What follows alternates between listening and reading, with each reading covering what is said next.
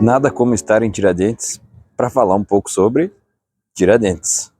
Bora lá esclarecer um pouco sobre como foi a vida desse inconfidente mineiro? Primeiro de tudo, o Tiradentes, ele não nasceu aqui em Tiradentes, né? Claro, na época nem era esse o nome da cidade, mas ele nasceu aqui do lado, em São João del Rei. E as principais intervenções que ele teve durante a Inconfidência Mineira também não foram aqui. A maior parte delas, as decisões tomadas, os caminhos que eles iam seguir durante a conjuração, essas decisões saíam ali de Vila Rica, hoje Ouro Preto. Tanto é que a coroa, quando sentenciou o Tiradentes à morte por enforcamento e depois ao estrangulamento, e depois foi deixando os pedaços dele pelo caminho da Estrada Real, deixou a parte mais importante, a cabeça, em Vila Rica, em Ouro Preto, lá pendurada como um exemplo aí para os demais que quisessem se insurgir contra ela. Outro ponto, Tiradentes existiu? Sim, Tiradentes existiu. Ele realmente foi um inconfidente, ou então alguém que integrou a Conjuração Mineira, que é melhor até, eu acredito, se falar como Conjuração Mineira, porque a Inconfidência dá muito o lado ali da coroa, né?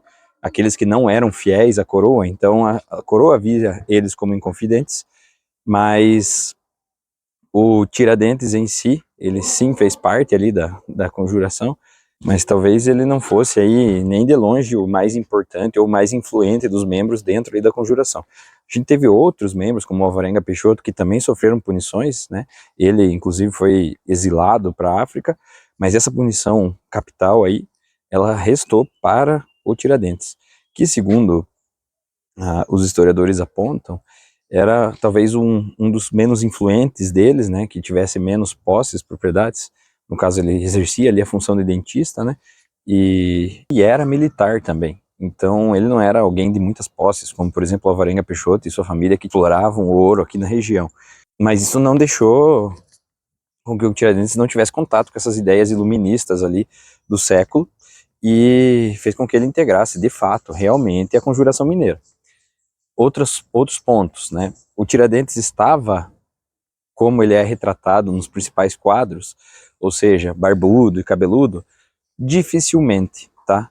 Primeiro porque, como eu disse para vocês, ele era militar, e os militares, na época, dificilmente deixavam a barba crescer. Segundo, ele já havia sido preso há algum tempo, e estava esperando o seu julgamento preso lá no Rio de Janeiro. E normalmente os presos, eles tinham os seus cabelos raspados. Tá, Maurício, mas qual que é a explicação, então, para que esses retratos que a gente tenha dele, inclusive a estátua que a gente tem aqui na cidade, sejam retratos em que ele está com barba e cabelo comprido?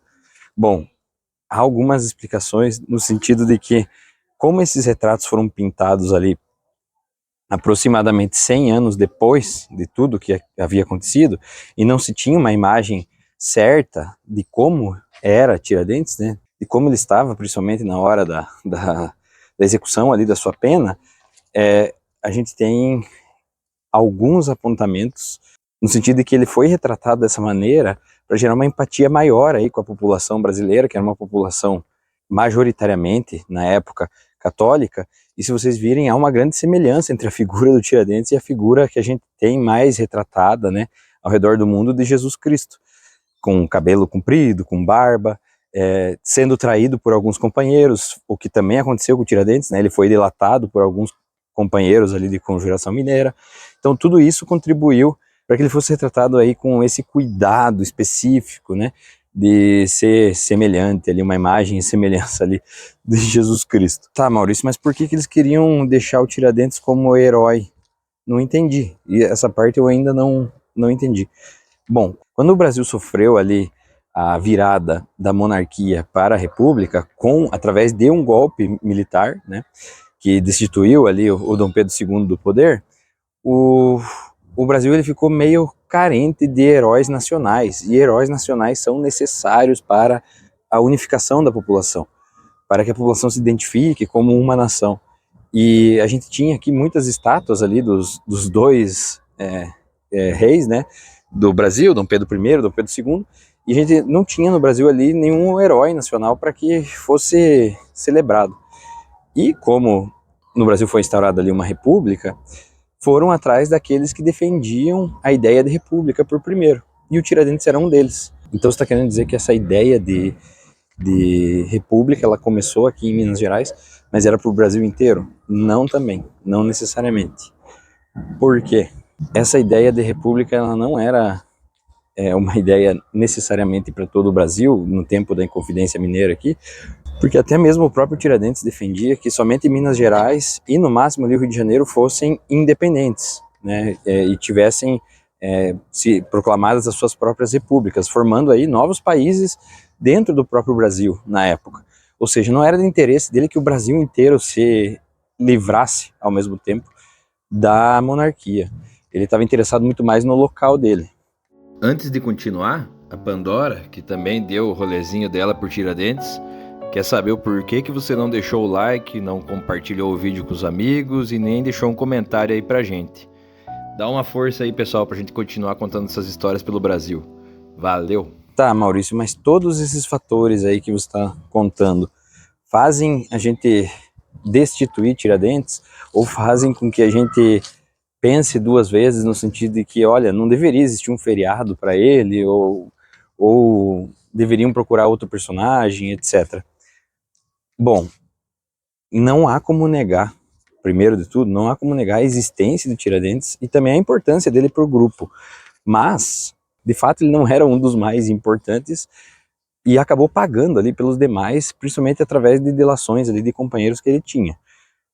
Outro ponto que a gente tem que destacar, esse interesse sobre Tiradentes e sobre constituir o feriado, ele veio somente 100 anos depois. Tanto é que a própria cidade aqui de Tiradentes, ela não se chamava Tiradentes, né, claro, ela se chamava São José. Só que o que é mais interessante é que Tiradentes em si, ele nasceu ali em São João del Rei e ele teve suas principais atuações em Ouro Preto, Ouro Branco, não necessariamente na região aqui de Tiradentes. Ou seja, até a cidade aqui, ela foi criada ali como uma forma não só de homenagem, mas também de fixação dessa ideia aí do herói nacional.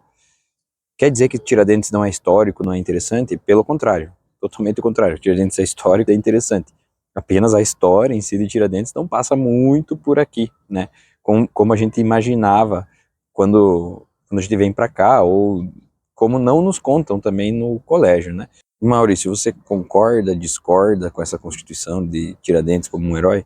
Primeiro de tudo, ele não tem culpa de nada, né?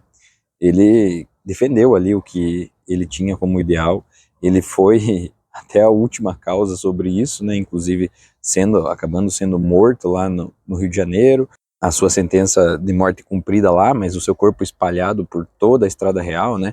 Com pedaços do corpo chegando até a Ouro Preto, principalmente a sua cabeça, né?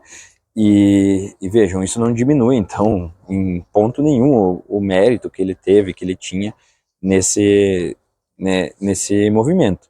Mas não quer dizer que ele tinha o maior mérito de todos. E também não quer dizer que ele queria, eu acho que aqui é o ponto que reside, né, a principal controvérsia, que a gente não aprende, né, quando a gente vê no colégio. Ele não queria necessariamente que o Brasil fosse livre da monarquia. Ele queria que Minas Gerais e o Rio de Janeiro fossem livres da monarquia. E reflexos disso, né, até hoje. Além do feriado, a gente tem uma cultura grande aqui em Minas Gerais sobre a Inconfidência ou então a Conjuração Mineira, né? Isso é bastante preservado aqui, a gente tem muita história sobre isso sendo contada, o que é bem interessante. Claro que a gente deve melhorar aí a narrativa sobre cada um dos personagens. Por exemplo, a Bárbara Eliodora, que eu trouxe ali para vocês no outro episódio. Mas a gente tem, ao menos aqui, né, um respeito aí com a história que a gente não vê em todo lugar que a gente passa. É isso então, pessoal, agradeço aí a companhia de vocês até aqui. Vou descer aqui porque tá rolando um festival de rock aqui na cidade e eu vou aproveitar esse final da tarde por ali. Valeu, um abraço.